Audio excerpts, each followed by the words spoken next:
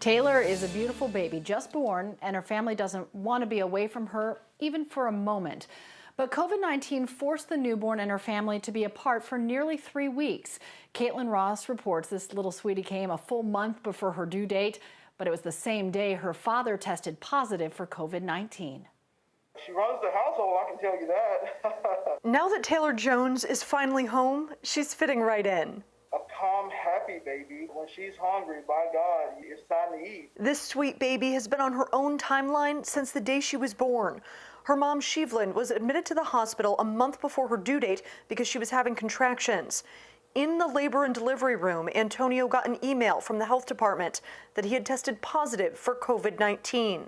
As soon as he told the doctors, they told him he would have to leave. I was devastated. One, I was missing out on the birth of my daughter. Two, I would not be able to give the support to my wife. Antonio went out into the parking lot and prayed while his wife gave birth. To get to that finish line and could not cross that finish line together in the physical sense.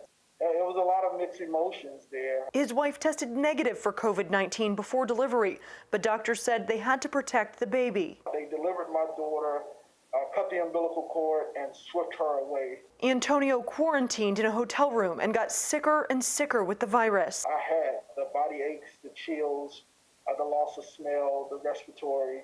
His wife tested negative 4 times for COVID-19, but doctors kept Taylor isolated in the NICU. I still don't think we even have the clear understanding of that, but my daughter was in the NICU at the hospital, so they didn't want to chance it, and I appreciate them for that. Antonio and Shevlin didn't get to lay hands on their daughter for almost 3 weeks after she was born, but when they did, that was the sweetest day. She's my little miracle baby. I feel like she's destined to be great. Antonio says he enjoys every minute with his daughter now, even changing diapers, because he knows just how precious that time is.